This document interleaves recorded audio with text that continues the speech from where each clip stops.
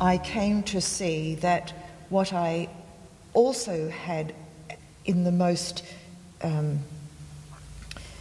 beginning forms only, and certainly not in the mind, was a feeling that my mother's loss, not just my loss, but my mother's loss, because she was 37, was so great that she lost, 60 years or 50 years of life, and that somehow or another I owed it to life.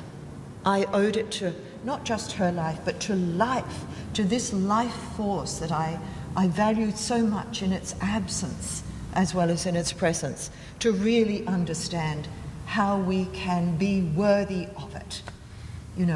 I mean, that would be a sophisticated understanding completely beyond, as a child, it was just, rage and outrage and horror and then avoidance. It's increasingly difficult in many ways for me to talk about the sort of pivotal event of my life, and perhaps the pivotal event of my whole life, not just of my early life, which was that my mother died when I was 8, and she had been ill for 2 years before that. So from the time that I was 6, I was forced into a realization that life is unpredictable, uncertain, and quite probably grossly unfair. And those are huge concepts for a child to take up. And sometimes when I've talked about this as an adult who's written the kinds of books that I have, people have made assumptions. Well, it's made you the person that you are. And, that probably is true, but it's not true in the way that people would normally think of it. It's true in the sense that I've come to feel so strongly that life is a gift. It's a gift beyond anything. And that those whose gift comes for a very short time, there's great sadness in that. And what I felt I owed my mother and owed all of those people whose lives end prematurely is that I would appreciate life as fully as I possibly could.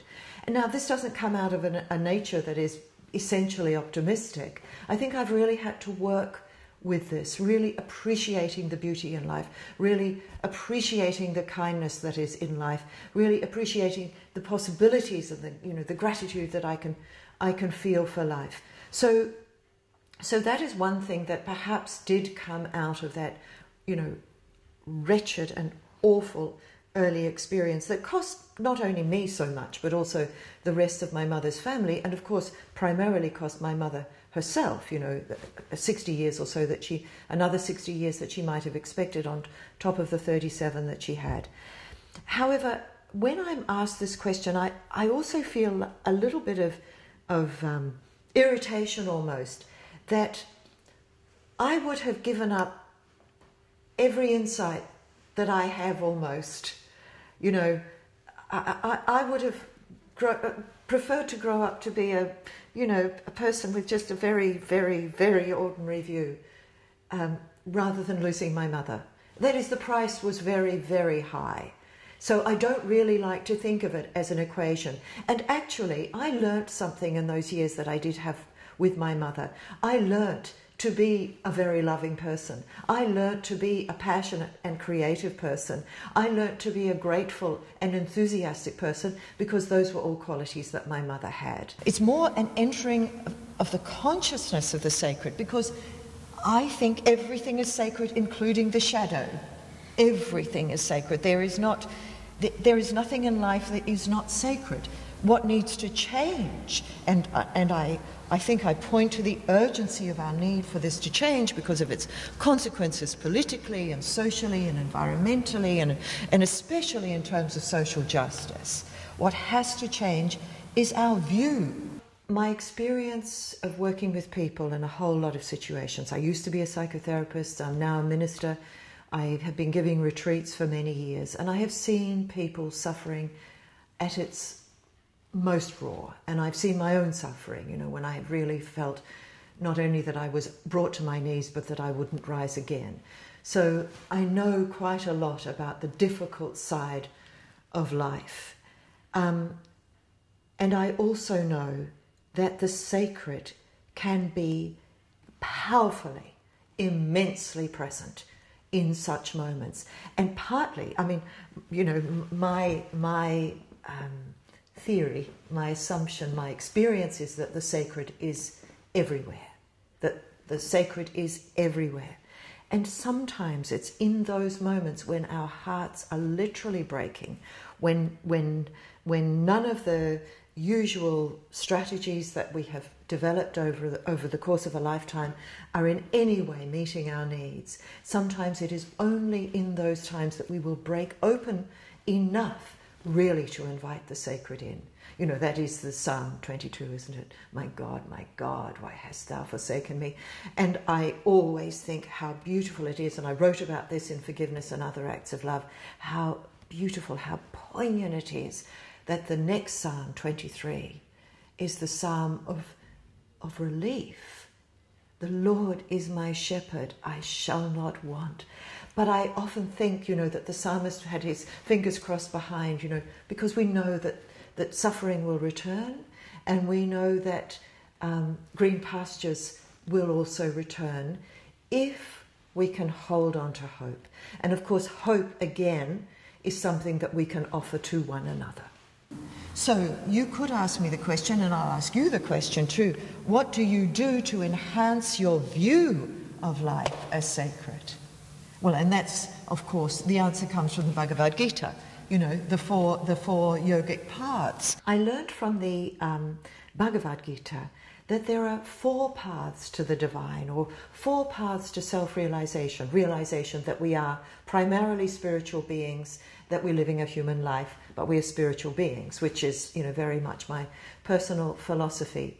And I love this teaching because we are inclined to sort of privilege one way over another. And this is saying, according to your temperament, according to your need, according to your circumstances, and I'll just describe them very, very briefly. The first path is called Karma Yoga. Yoga, of course, meaning union with God. Karma Yoga is a path that would be very familiar to many Christians. It's the path of service. Basically, it means doing good for others. But we can often do so much service for others that we neglect ourselves. And actually, we fail to even appreciate this gift of life that we have and to take good care of ourselves. So, you know, that's the shadow of Karma Yoga, that we would be giving service to others, which is very good, but that we would fail also to be taking care of this gift of our own life. The second path is a lovely one. It's called Jnana Yoga, Jnana, Jnana Yoga. And this is a path that is very much followed, for example, in Judaism. It's the path of study, of philosophy, of argument, of writing and reading and so on. And of course, this is very much one of my paths too, because, you know, I've spent a lifetime now reading and thinking about these issues and really allowing myself to be in conversation you know, with so many other people who've practiced Jnana Yoga, even if they may not ever have known that phrase. And so, for example, I would think of spirituality in the pub and the catalyst for renewal as along the path of Jnana Yoga. You know, people getting together and really talking together about the things that matter most to them. And the third of the paths is called Bhakti Yoga. And this is the path of contemplatives. It's the path of devotion.